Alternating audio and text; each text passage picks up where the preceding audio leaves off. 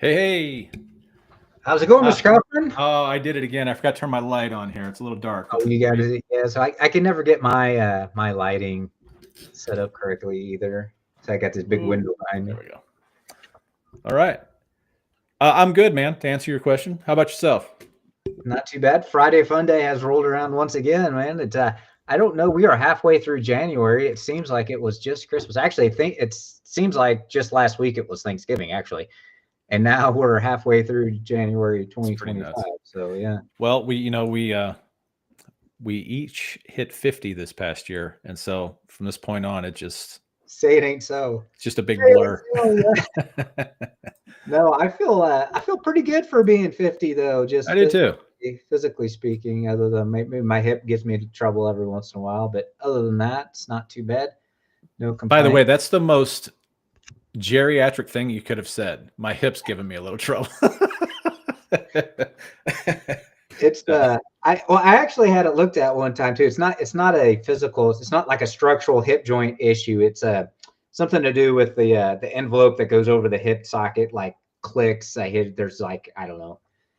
I had an MRI or whatever. So yeah. Every once in a while, it kind of tweaks me out a little bit. So I don't know, man. Sounds like it doesn't sound good. I'll tell you that. It's fine. It's all good. It's all good, man. So. All right, guys. Well, welcome to the podcast. My name is Jeff Kaufman. I am joined here by my colleague over at Sub2 Empire, Miss Ken Rossix. And do we have anything we need to talk about before we get this thing kicked off? Well, we had some comments from our last one where we announced the Sub2 Empire Partner Program, and there were some questions about how to get into the partner program. So I think maybe we ought to just revisit that's coming soon. We are working on the details and getting that live. So it's coming. We're going to have that up early February is the goal. So in a couple of weeks. But if you're interested in the partner program, just like, and you're watching this somewhere on any of the channels, just put a comment in there, because I'm going to put your name on a list, and we're for sure going to get some more information out to you as it gets here in the next couple of weeks, basically. So feel free to do that. In fact, do we want to hand out an email address for those folks that might show some interest in that? You can email me directly if they want. Like, I'm not afraid. Okay. Brother. Okay, well, we can do that, or we can just do the info, whatever you want to do. Yeah. Oh, that's even better. That way we'll see it. info@sub2empire.com. Yep. If you want some preliminary information about that, basically we're just gonna partner on the deals with you, right? That might look different for each different deal. So if you have questions about how that's gonna go, then feel free to info@sub2empire.com, and both Jeff and I will see that email, and we'll respond back to you, and we can get your name on the list, so to speak. It's going to be super, super affordable, man. Let me throw it up here in the chat here. Super affordable. You're going to come into our elite coaching program, which we call the Creative Finance Academy. It's going to be part of the partner program. It's going to be all the bells and whistles you're going to get to. You're going to partner with us. So it's time to level up, right? Level up is my phrase for 2025. Yeah. I think Jeff's adopted it. So you see him smiling. It's time to level up your real estate investing, man, and partner with us. Yeah, I just want to I don't know, I just want to get this thing rolling, because it's just such I honestly don't understand why we didn't think about this way earlier on, Approach it like this. Yeah, dude. Yeah, just be more overt. Yeah, absolutely. I'm excited about it. I really am excited about it. It'll be nice. Okie doke. Okay, well, what are we going to talk about today?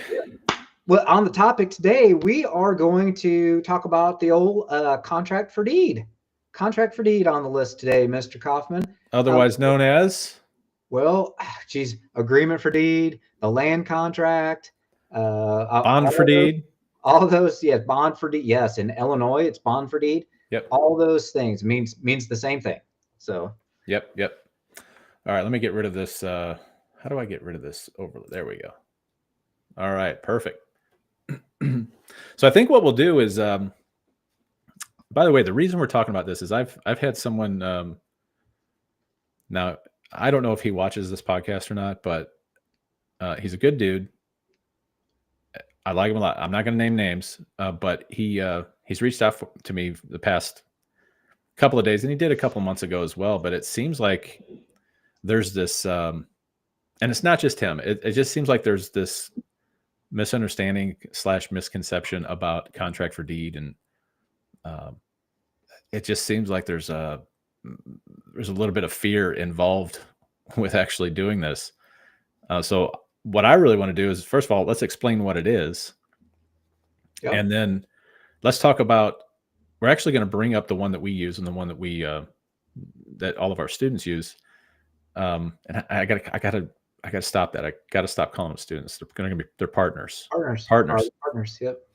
But yeah, we're going to bring that one up, and we're going to kind of walk through it. We're not going to get too deep into it. We do only have an hour here, but we're going to get into it, kind of go over it's 8 pages long, and that will bore anyone to tears going through all that stuff. But we want to hit the big items. We want to hit the the financing part, the insurance part, escrow, all that kind of good stuff.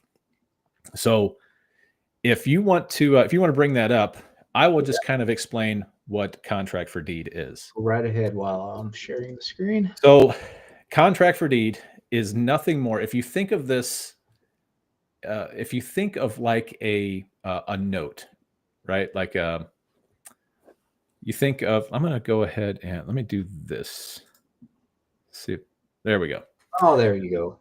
But if you think of like a note, every time you buy a property, if you're the buyer on a property, you're giving a note to your lender if it's going to be financed, right? So you have that note creates what is referred to and called an installment sale. So you're selling your property on installments. A contract for deed is very, very similar to a note, except in one major way. And that is that a note is handled as it's under the jurisdiction that I want to say of real estate law. It is a real estate instrument, and it must be if there's ever any problems with it, and there's lawsuits or whatever, it has to be adjudicated in a court of under real estate law. Not an attorney here, so my terminology might be way off. But if it's secured with a deed of trust or a mortgage, if you're in a mortgage state, yes. Correct. If the promissory note is secured by there, then yes, real estate lawsuit will cover it. You're correct. Right. With agreement for deed, even though if you can see the title of this one, it says agreement for real estate deed. So obviously you would probably lead you to believe that this is that an agreement for deed or contract for deed is also a real estate. It falls under real estate law, but in fact it does not. This is simply a contract or an agreement between two parties. And the way that I like to explain this is, if the terms of this agreement are met, then we have you as the legal title holder of the underlying property will give the deed, or you'll give a deed to that property to your buyer. And so it's a little bit different. It's contract law. It does not fall under real estate. It would only fall under real estate once the deed is actually transferred. Now you have a deal. Now you have a real estate deal. But for the sake of for the sake of buying and selling properties, if you sell on agreement for deed, you are actually under contract. You're a party to a contract. You're not party to a real estate transaction. Hope that makes sense to everyone. Did I explain that okay? Yes, but there are caveats. Okay. So, Yeah. so for instance, once you get, because the underlying asset that's at issue here for the contract is real estate. Mm-hmm. So let's take Illinois, for example.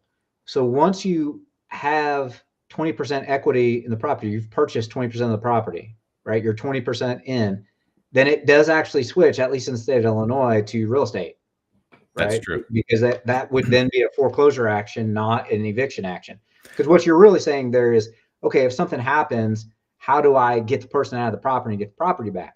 Well, under a contract for deed, typically that's an eviction process, Mm-hmm. much like landlord-tenant law. But in some states, Illinois being one of them, if you get up to a certain level, like 20% being that level, then it will switch under the real estate purview. Right. So, and from what I understand, that's a precedence. That's not actually that's not actually written and codified. That's actually just a precedence. That, in fact, we had one over there that we had to take to eviction court, and that was one of the arguments, was they had to go out and they had to find the precedence of, how Illinois had been handling and dealing with these evictions on properties that were purchased, or or installment sales, properties that were purchased on installments. Yeah, is what I'm trying to say. And of course, we did win that. It took us a while because it's Illinois, and it was very expensive. Probably could have foreclosed and it'd probably been cheaper, wouldn't you say? Hindsight being 20, that probably would have been true. Yeah. So, so it is not. I think it's really kind of, I hate to say it this way, it's really kind of up to the judge of the day, how they're feeling that day. And but I don't believe, at least not in Illinois, and I'm pretty sure not in Missouri, it's not actually a statute. It's not actually codified law that a judge can reference. I could be wrong about that. I would definitely check in your state how that's handled. I would do some research on that. But we can tell you for sure that in nearly every state, agreements for deed, contracts for deed, they are like you were saying, Mr. Rosix. The general rule of thumb is if you have 20%, if your buyer has 20% of the equity in the property, it will need to go through foreclosure. So you should probably keep this in mind when you're asking for these super large down payments. Everyone wants to get these big fat down payments, right? But so let's say, I'm just going to keep the numbers simple. Let's say that I sell a property on agreement for deed for $100,000. If my buyer puts $20,000 down, they now have 20% equity in that deal. And that would be a foreclosure. Now, that's not the end of the world. Foreclosures happen all the time, but there are definitely different rules that you need to follow if you have to go through the foreclosure process. So I think, so to summarize that, we have our first pro and our first con. So an agreement for deed in a lot of ways is simpler under contract law and not necessarily under real estate law, but it can be a little muddy if your state doesn't have good laws about the contract for deed and installment sales. It's an installment sale basically. So like in Illinois, they go by the 20% rule, right? Whether it's actual law or not. So as Jeff mentioned, you got to be aware of how that's treated in there. And a lot of attorneys, even here in Missouri, by the way, a lot of attorneys say, we don't like to see agreements for deed, because what happens is, as you mentioned, Mr. Kaufman, if you land in court, the judge of the day is going to decide. And there might not be two of the same decisions. Like if you went and did that with 5 judges, you might get 5 different decisions, right? That's the con of it. Yeah. So we have pros and cons there. Right. So, so how do you want to do this? Do you want to start going through the document first? Do you want to kind of just go through the name of the title of this episode is 5 pros and cons. So depending on what you want to do here, why don't we just go through the 5 first, and then we can kind of dig into the. Okay, all right. So you just mentioned one. So one of the, and I'll back up because I think you just kind of gave the con side of that. The con side being you may have to foreclose.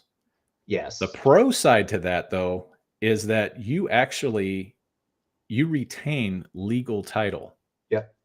To that property. So you legally still own that property. You're conveying equitable title to your buyer, but it's very, very clear in the case of contract for deed that you retain legal title. In fact, there's no deed recorded at all. So that would be the pro to it. It makes it very clear that you have legal ownership to the property. All right. So that would be number one, which actually isn't on our list, but it's a good pro though. It's good to know for you to retain title, right? You still retain title and pretty much full control of the property. Yeah. So. Yep.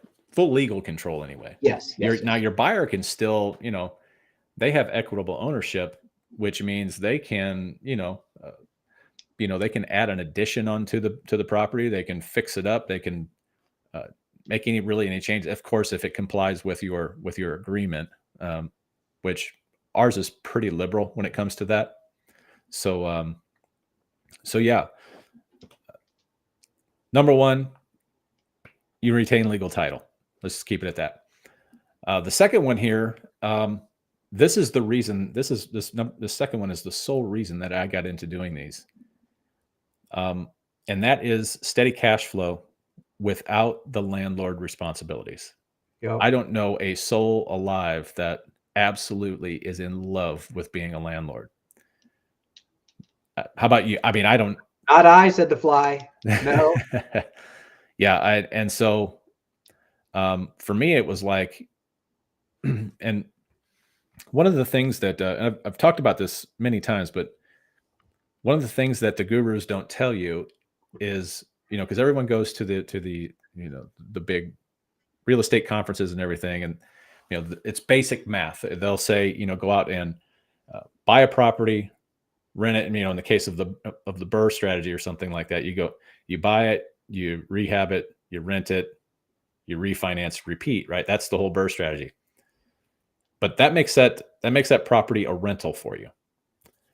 What they don't tell you is that 40 cents, I've looked at this in 50 different ways, 40 cents of every dollar that comes in that you gross in rents on that property goes back into paying some form of either maintenance, debt service, all that good stuff. And that's what they don't say. So the math is simple. They say, go out and buy these properties, do this BRRRR strategy. And when your income from that property exceeds your monthly expenses, you're supposedly free. That's what they say. I am here to tell you that is, by the way, that number tends to come in for most people, depending on what area of the country you're in.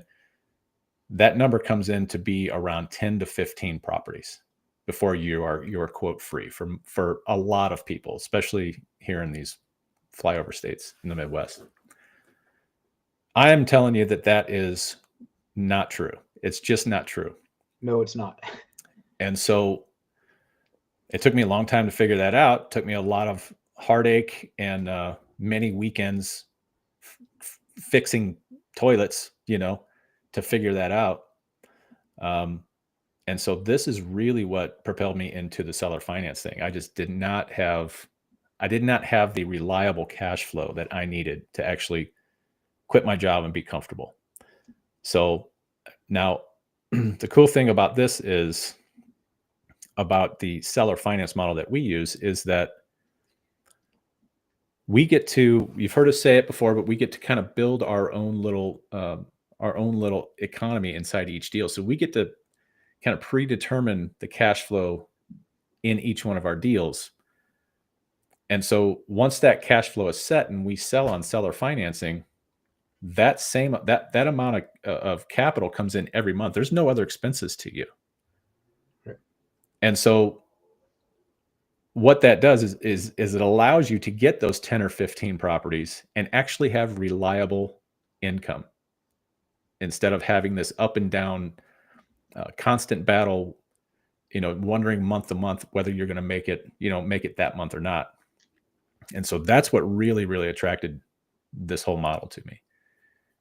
And I just don't get phone calls.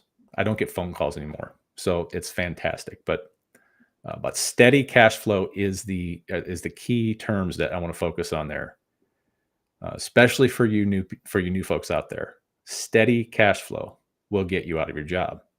Rentals, where you have repairs and all that good stuff, that's going to fluctuate. So it's a little unpredictable. What say you, Ken? What are you? No, you on the same page?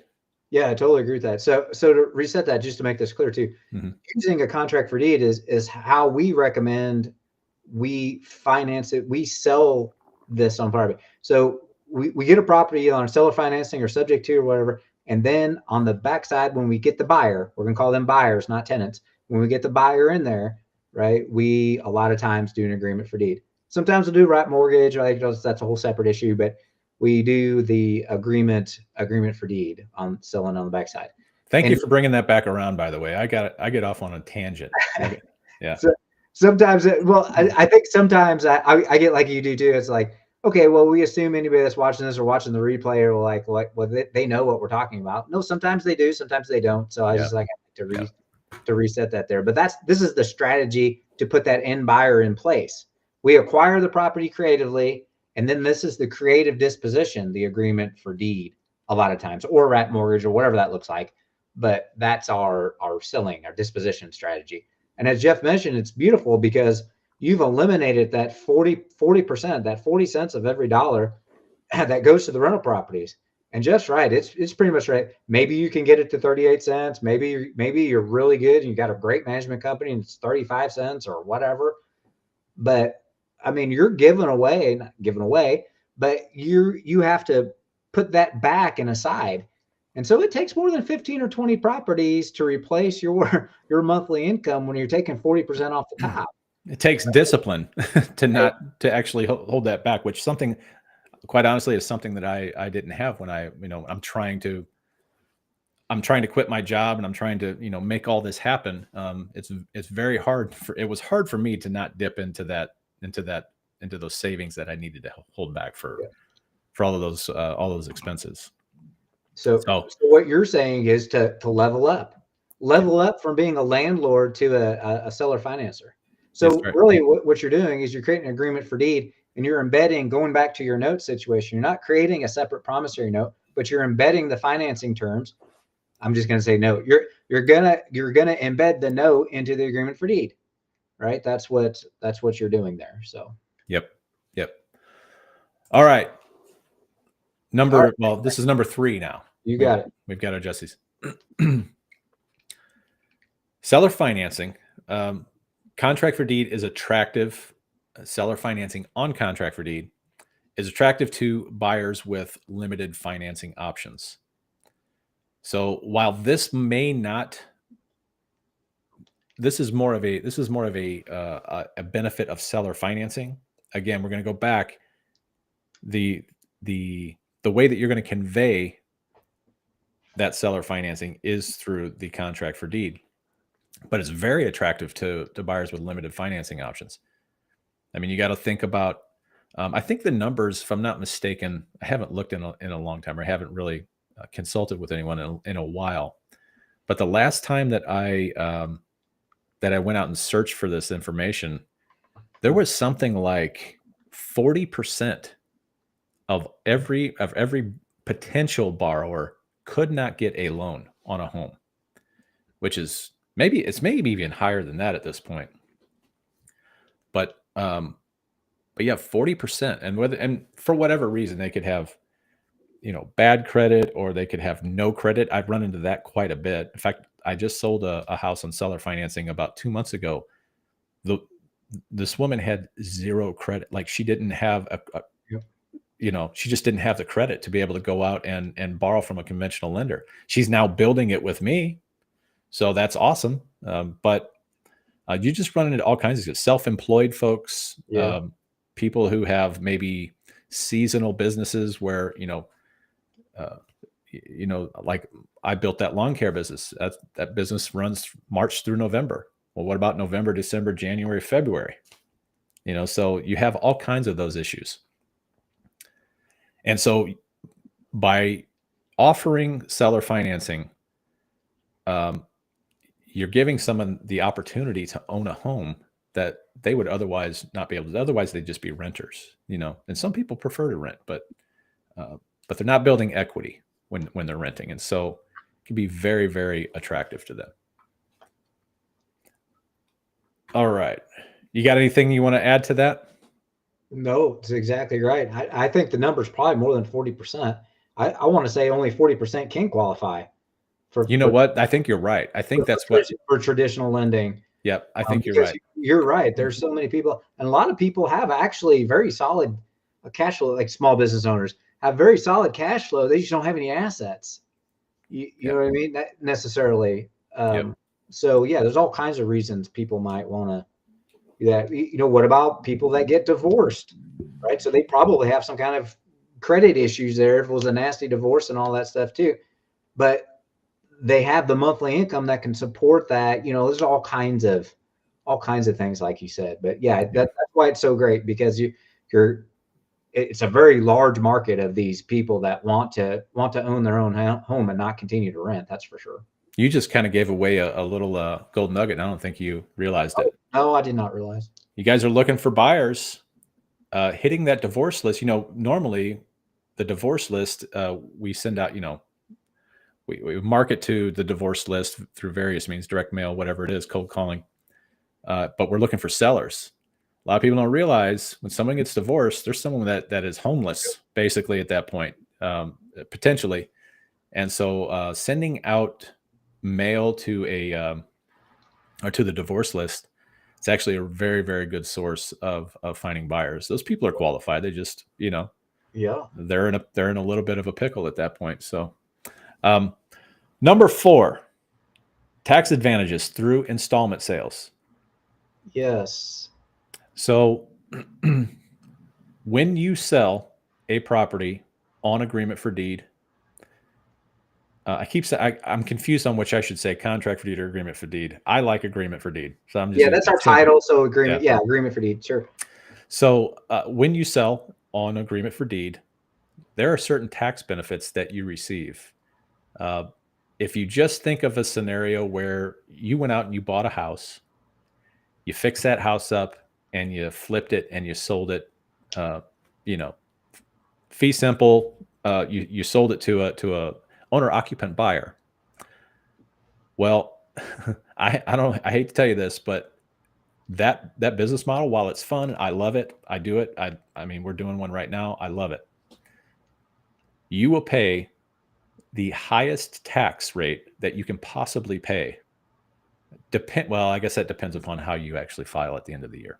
You get hit the hardest with that business model, because you have to recapture your cost basis, the difference between what you bought and sold at. You got to recapture all that, and then your gains. And with an installment sale. And by the way, the IRS does recognize these agreements for deed. They recognize them as installment sales. Yep, 100%. So what that allows you to do then is, instead of being taxed at ordinary income, and you have the tax on your gains, you have short-term capital gains. With this model, you actually get to kick the can down the road, as they say. Not only that, your tax liability I'm referring to, but not only that, you have monthly cash flow with interest. You have now long-term capital gains, which is a much greater benefit than the short-term capital gain. And you don't have that very large looming tax bill at the end of the year. So, I mean, I know there's other tax advantages to this, and Ken, you can hit on those if you want. But that is the big one for me, is cash flow and reducing your tax liability. It's huge. Yeah, for sure. I think that's probably the biggest thing in there too. Now you still have to, you still may have to pay some taxes on that down payment. And we didn't talk much about this maybe as we go through here, but I'll toss this out now. Our rule of thumb too, by the way, when we put it in buyer in there is to try to get 10%, right? 10%, or definitely, if you're down, Down if you're payment. down, yeah, if you're down in the 3 to 5% range, that's more like a lease with an option type of deal, money, which is fine. I mean, you can still do that here as well too, but you want to try to get, target that 10%. So you might still have some tax liability there on that 10% that you're covering there, but by and large, you are reducing, as Jeff mentioned, you're kicking the can down the road with your tax liability for sure. Now that's your IRS tax liability. Maybe we'll talk about, you want to talk about some of the other tax stuff, like real estate taxes and who does Sure. what Yeah, here. yeah, absolutely. Because it's a benefit as well. Yeah. So let's take that. So remember that the concept of agreement for deed, one of the pros that we mentioned there, right, is that you retain legal title. So as the legal title holder, remember, this is an investment property for you. You put an end buyer in there. You still can take the depreciation on that and all of that from a tax perspective. Now, when the deed transfers, you may have to recapture some of that depreciation and all of that stuff. That's a whole separate accounting issue there too. Nightmare. But you can still take some depreciation. What becomes the issue, and this is where it gets confusing a lot of times, is, well, what about the mortgage interest payments? Let's say we acquired, like a lot of the properties you have, Jeff, a lot of properties we have are subject to deals. So there is an existing mortgage that's going to issue a 1098 mortgage interest statement, right? Well, I'm paying that, right? Or my LLC is paying that. Really, the end buyer is paying that, right? But they're not paying it directly to them. So what happens with the mortgage interest? What happens with the real estate taxes? What happens with those things? And how do we capture that? So our general rule, like, again, that's negotiable, right? You can put in the agreement for deed, you can put who takes what as it relates to the real estate taxes, and as a deduction on your for your business, right? For But sure. as a general rule, we pass that on. Like, we're going to take the depreciation because we're still the legal title owners from a tax perspective, right? Because you can't depreciate your own personal residence, right? So the end buyer can't depreciate the property anyway.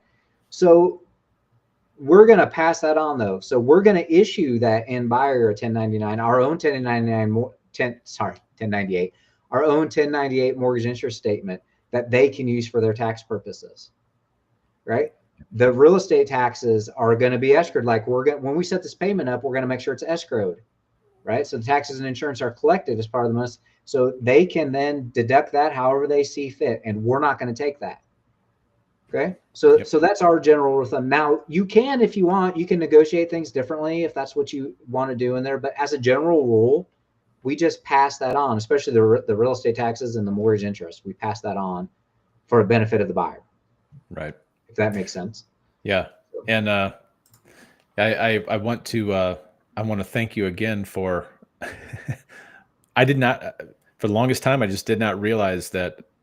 I think this is how kind of ignorant I am to the tax situation. That is somebody else's job. That is not mine. I can't stand it. I'm the worst at it, admittedly, but I just did not realize about the depreciation aspect of that. And the kind of the deciding factor there is whether or not it's a rental or income producing property or your primary residence. If it's your primary residence, you can't take it. If it's a rental property, then you can depreciate that, because that is a business expense. That is, I'm gonna have to go back and look at my my previous tax returns. I think I might have to do that. Yeah, man, getting down to the detail of the cost basis and the depreciation on that, though. So good luck finding that. Yeah. You have to really know how to look for it. I'm just going to let them have it. I'm not going to do it. It's you're right. I just, that is where hell lives, is in the tax code. Yes, we should be simplifying that, but that's a whole separate that's a whole separate soapbox discussion too. In the meantime, though, next I think are we on 4? Pro. It would be 5, but yeah, Oh, we've pro number 4. kind of already Right? gone over this a little bit. This one will be super quick because we've already touched on it. Good. And that's the retention of legal title. Yep.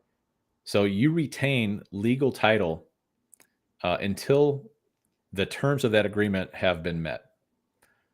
And so now, what the terms of what you write in the terms of your agreements is really, you can really be kind of loose with it. You can really get very, very creative with it. So, for example, I'll give you one example of something that we've recently started implementing. Very recently, I sold a property to someone who their credit was just not well. In fact, it was non-existent. Their credit was non-existent. On top of that, this individual, their debt to income ratio was a little on the high side.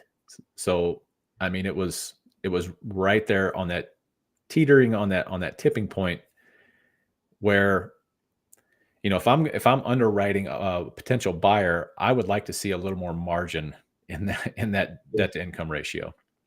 And so I was a little uncomfortable with giving legal title. And so what I said was, or what I offered was, hey, I will sell this property to you, because she did have the down payment. She had a nice down payment. And that's not 100% what I'm after all the time. It's just, it would be super wise of this person to, if they're going to put that large of a down payment, it would be wise for them to make their monthly payments, because they're going to lose that down payment if they don't. And so, given the circumstances, what I decided to do was to write into the agreement that I would like to convey equitable title via contract for deed for the period of 12 to 24 months. You can, this one happened to be 12 months, but if 24 months makes you feel a little safer, then move it to 24 months.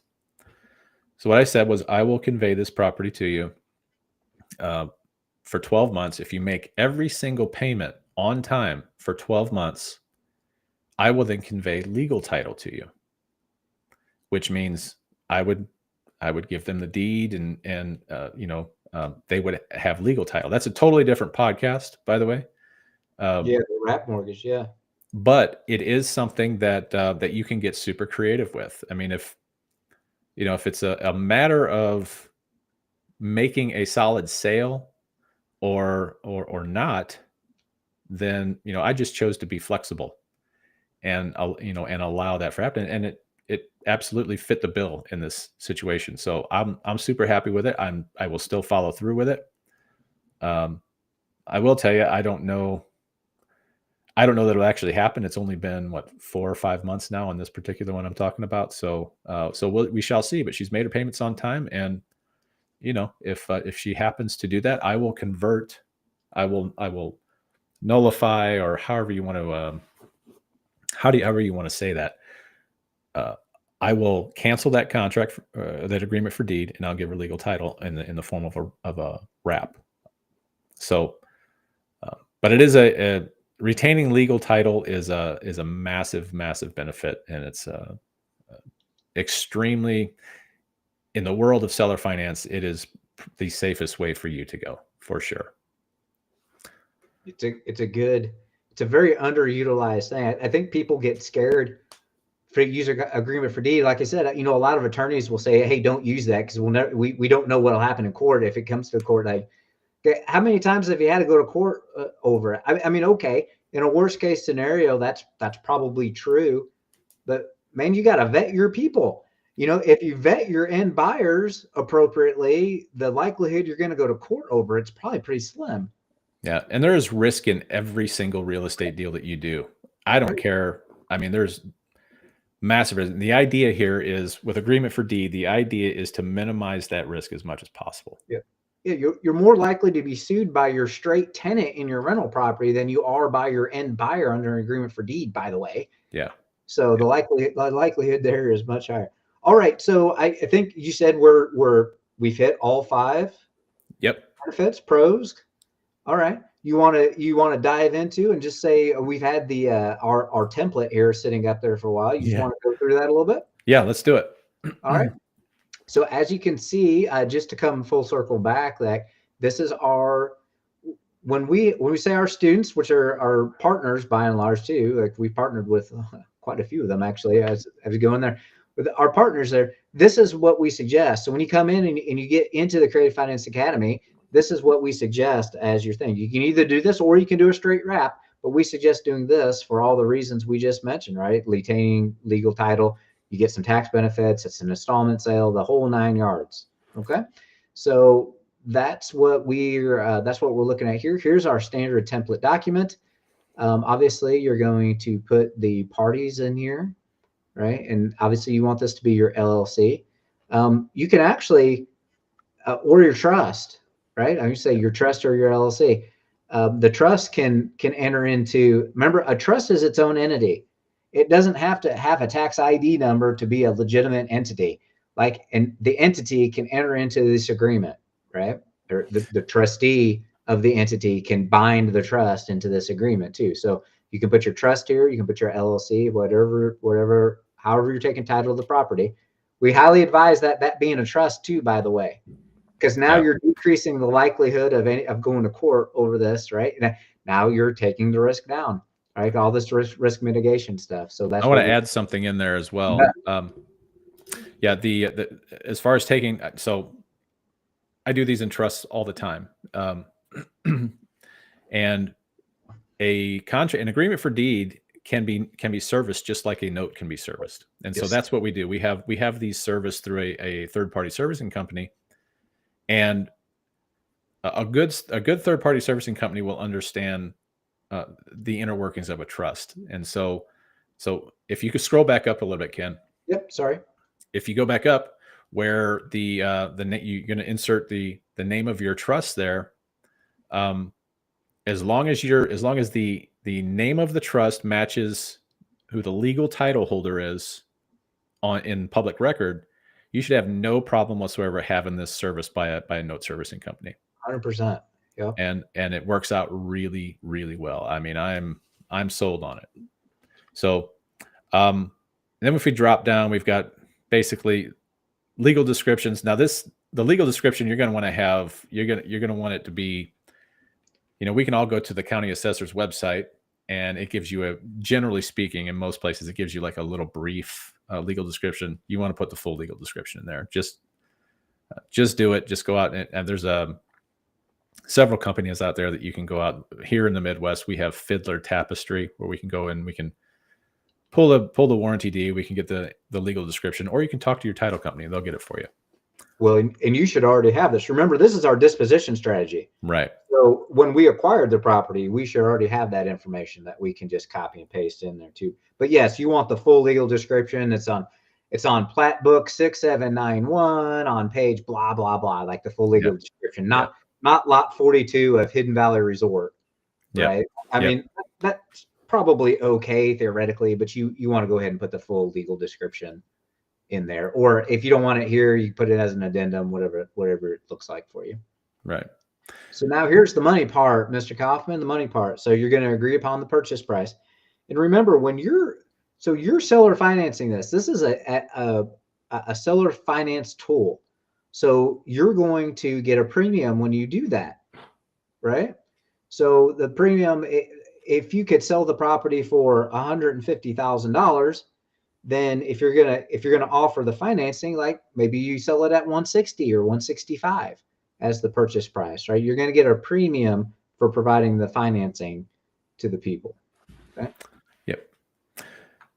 And you have those is the section 1 is basically it's just the terms of the purchase price. Now you can figure out all of this stuff if you guys go out to the website and download the Sub2 calculator.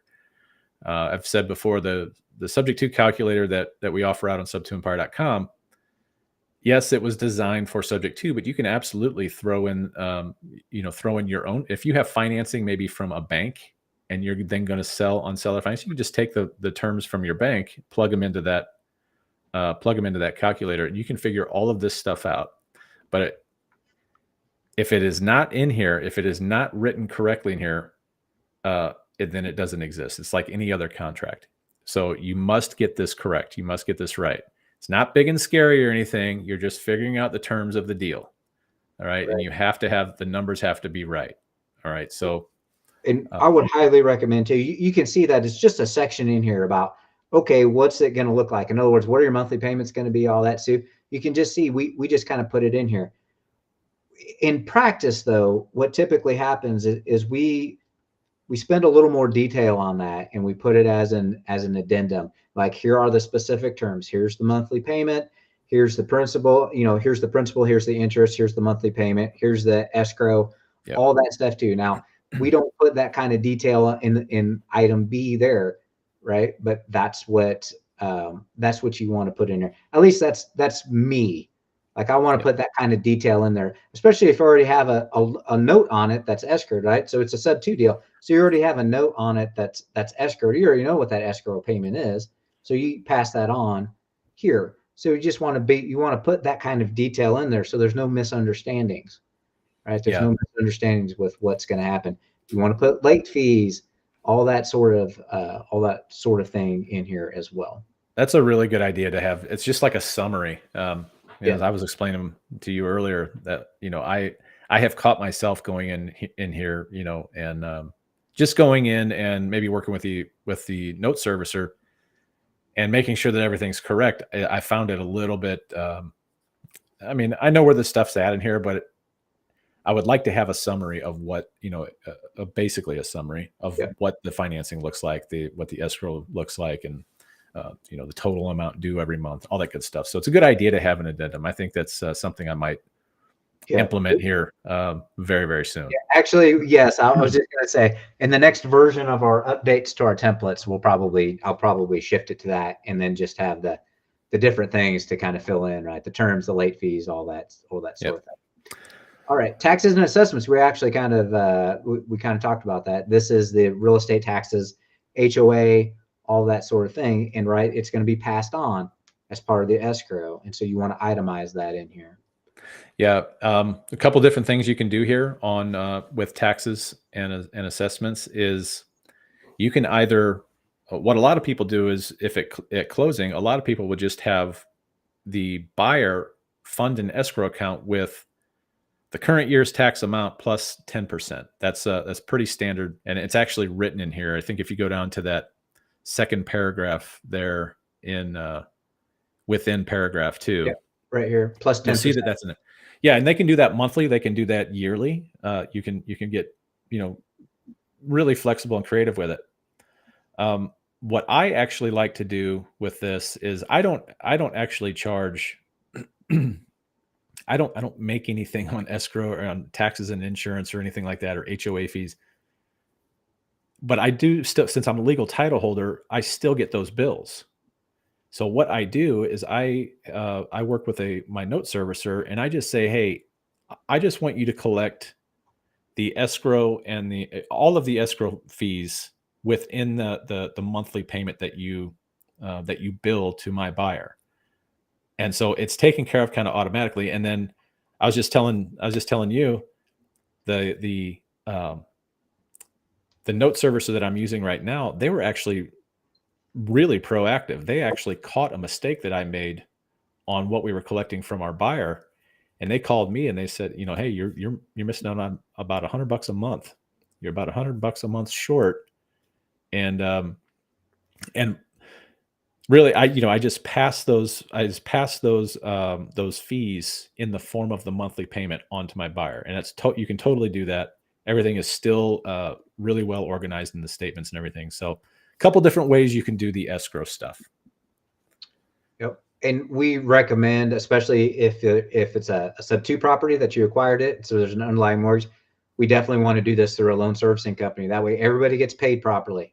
Mm-hmm. Right? Everybody gets paid properly. And then the loan servicing company does all the paperwork for you, right? They'll actually issue the 1098 interest statement to your end buyer when it comes time to, and then you'll get all that information, and it'll be a nice package. Your buyer gets monthly statements, the whole 9 yards. It's awesome. It's really, really great service.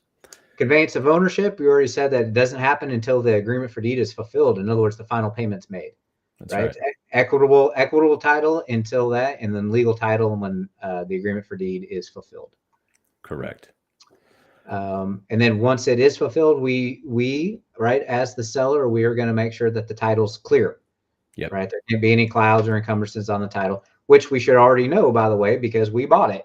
Yeah. Right. So we wouldn't have closed on it if there was any clouds on the title. So that should be easy. This is kind of where some people get in trouble because they are legal title holders. Some people will go out and they will, attempt to maybe pull some equity out. They'll encumber that property and not realize that they've just made a mistake. So do not. I think conveying title free and clear of any encumbrances, just make it your mission to to not do that. I mean, it's bad news, really bad news.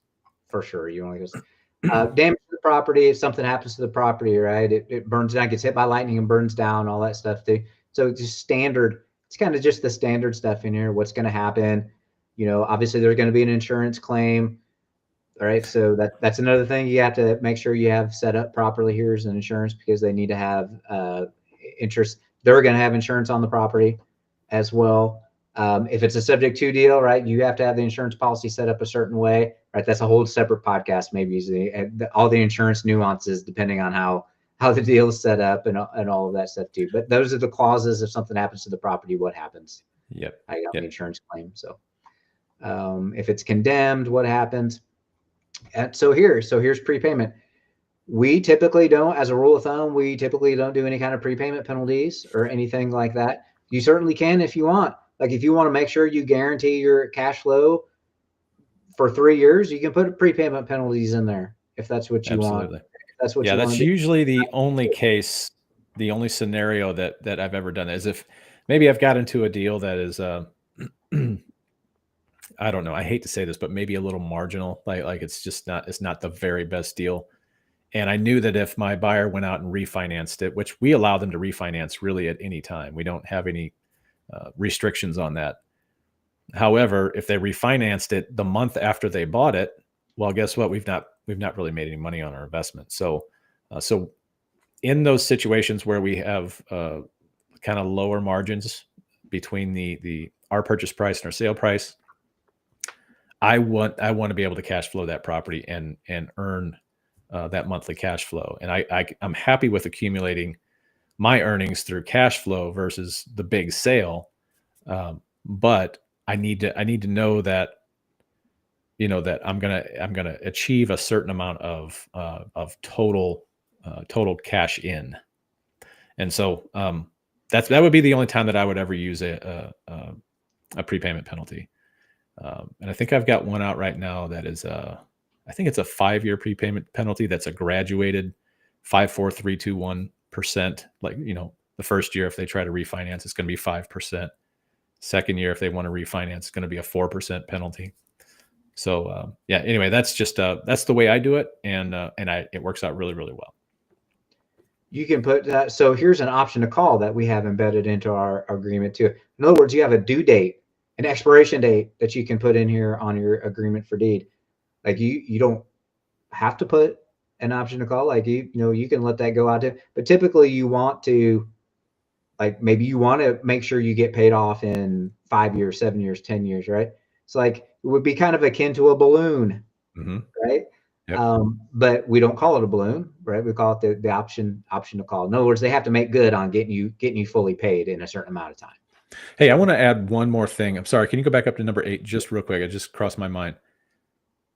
Your prepayment penalties are really not looked upon highly by the courts. They really, really do not like that. So that's yet another reason why I don't like to do prepayment penalties. Just wanted to throw that in there. I mean, it could be fine, but for the most part, it can be looked on as somewhat predatory. So here we have the performance, right? Everybody needs to perform their part. And then we have default, like same thing that you see in your, your deeds of trust, your promissory notes. Like if you default on it, what happens? Well, that's embedded in here. Now, this is notice that we kind of embed things in here. Like I'm going to make a note right here in this section, right? Is That's that these people they're secretly thanking us for this one. I mean, it's so great. It's so great. so what you want to do in the event of default is you can actually have a quit claim deed set up. Now, remember, we said that this is going to be an eviction process and all that stuff. That could be true if they're getting so much equity in there too. But just to hedge your bets and make sure that you have no issues whatsoever, because they have equitable interest. So what you can do, what we suggest you do here, is to get a quit claim deed in advance. So if they default, what that means is they're going to convey all their interest back to you in the property. It's only equitable interest, mind you, right? But it's all going to be conveyed back in the chain of title. And so this is like pro tip, golden nugget right here, is to have that as part of the process and to have that sitting there ready to go in default. Now, Yep. A lot of buyers may squawk at that. Okay, they can go find another property. Yeah. Right. Yeah, you don't have to do that if you don't want to, but we suggest that you put that in there, right? Because what do you want to do as an investor? Lower your risk. That lowers your risk. If you don't want to take our advice, then don't do that. But then you're going to have a little more risk in the deal, right? So, yep. And that one over in Illinois that you mentioned, we had to go through that whole lengthy and costly process. If because we inherited that deal. Remember, we actually inherited it. Took that deal off that we didn't set that up originally. If we would have had this quit claim deed, man, that might have been a simpler situation. Yeah. But, it is there. So curing default, right? Again, you want late fees. Here's where you put that. And we put 5%, 10%, 15%. That might be a little high. So in fact, sometimes your jurisdiction may actually limit the amount of late fees and things that you can put on there. So you just want to be cognizant of that. This is just our standard template document. Obviously, you can change any and all of that. So if those are excessively high, there's a chance that if this went to court, you would get none of it. Yes, they would just deem it. You've got to be really careful. Yeah. Yep. Yeah, they would deem that entire paragraph unenforceable, meaning you get nothing. Right. So right, this is just kind of our standard template. You probably ought to lower that and maybe actually just do dollar amounts. Yeah. Instead of percentages, because then you got to figure out the damn percentages, and then it changes based on the days. We just have like straight fee, like a straight fee that compounds. So for instance, when someone stops paying you, they're going to stop paying you for several months. So you're going to have late fees on the first month, then you're going to have late fees on the second month, and then you're going to have late fees again on the first month. It compounds. So put that in your agreement, right? Yep. So again, ours is set up as a percentage thing here. That's probably something we'll change in our next version of the document. So, and then just the standard thing, right? I mean, the buyer can't encumber the property. They're not the legal title holder anyway, but they can't encumber the property. All that maintenance is all on them. That's this section here. Number 14 there is outstanding loans. That's actually a disclaimer letting them know that if you buy this house subject to that, there is an underlying loan on that property. Yep. So it's just being out in the open, being transparent. Yep. Yeah. And we're going to pay off, right? So our obligations, we're going to make sure we get the underlying stuff is all paid off so that they have the property free and clear or encumbered by their new loan, whatever that looks like. So there'll be no issues. Everybody will be in first position moving forward. All right. Governing law there, and we put little initials there just to make sure we understand what's happening there. Also too, we toss arbitration in here. Like we want to try to go through the arbitration process as opposed to the court of law. Now that may or may not fly. Like, a court might just take it regardless, but we want to put that in there. And also too, we want to put, and I don't know that I updated this, but you want to make sure that you waive trial by jury. Like if you actually end up in court, you waive trial by jury and you want the judge to decide, right? You don't want 12 lay people deciding that the nasty landlord needs to have a lesson taught to them, right? That's true. You want a judge deciding your fate that knows the law. Good advice. Presumably knows the law. So in all of our contracts, and it looks like I actually missed updating it in this one, that we're going to waive trial by jury, and it's going to be determined by the court of competent jurisdiction too. So I will add that in here. Looks like you guys, it's good we were going over this. I got 2 or 3 nice updates to make on this. Yeah, So it's all good. Yeah, it's all good. Then standard stuff in here. Like we're all obligated under our own income taxes. And again, you can itemize in here how that's going to be done. Like we're going to issue a 1098 statement. You're going to be able to take the real estate taxes because it's going to be escrowed. Like you're going to give them the escrow. Like here's what's been paid, all that sort of thing. Okay. And we don't necessarily itemize it in here, but you certainly can if that's what you want. And especially on the installment pay part of it where the escrow is noted. All right. Can't assign this. No assigning this. Like we're good. Everybody's going to stay in the agreement as indicated. Okay. Yeah, that would be something. Yeah, I don't think have never even thought of trying to assign something. Like this is not an assignable type thing. Like you're entering into this long, probably several year relationship with this end buyer that you found in here too. Yeah. So no assigning it. And then that's what it looks like. And we do suggest that you notarize this. We do suggest that you notarize this. We suggest you notarize most of your items. We even have, a promissory note doesn't have to be notarized, but I mean, that's just, it's just a little more ammunition, it's just a little more security, I suppose. I shouldn't say ammunition. That's the wrong term. But, if you have to go to court for something. Yeah. Court likes to see it. They can just say, well, I didn't sign that. And say, well, someone must have signed it because you've been paying me for 3 years and then you stopped paying me. So obviously, but always good to have this stuff notarized here. So that's our template agreement for deed. So hopefully that was informational. Sorry, it might have been a little boring. I know sharing the documents is a little boring, but I'm going to stop sharing now so you can see our full faces. Right there we are. There too, the point behind, and guys, I want to apologize. That's just something we just don't hand out. But we wanted you to just get a feel for it, and hopefully that doesn't scare anyone. I mean, that's that didn't seem scary, did it? I mean, am I wrong about that, or? But it just some people are tied up. They're just wrapped around the axle about doing these things, and it's really not that hard. It's no different than any other agreement that you get into. You just read through it, make sure it's what you want, and don't let it stop you. I guess what I would say to that is just come into and partner with us. Come into the partner program and partner with us. Like we'll make sure we have this. That's one of the benefits. We'll walk hand in hand with you and do all that. Make sure your documents are all good. Like we'll give you that agreement for deed and we'll get it all lined out the way you want it. Careful now. We don't have this whole thing set up yet. So, well, I mean, it's coming soon, right? Coming soon. Yeah. Coming soon.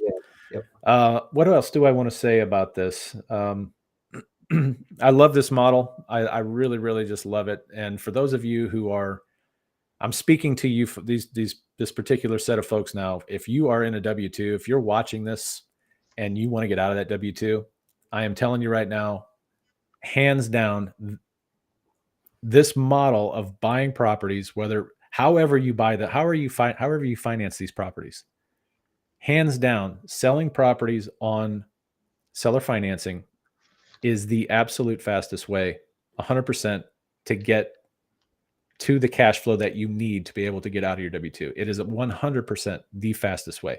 For sure. If you want to do 10 or 15 of those, get out of your W-2, and then you want to go into rentals, that's totally fine.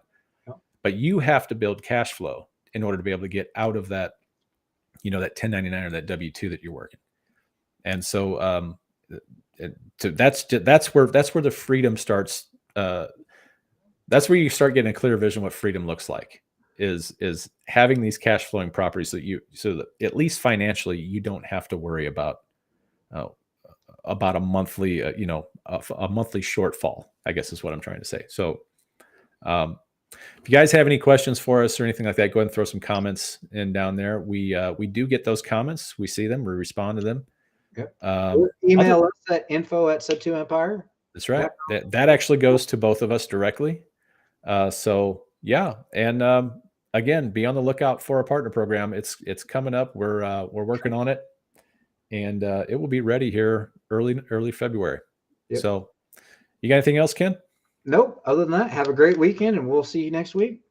All right, guys. Take care. Have a good one.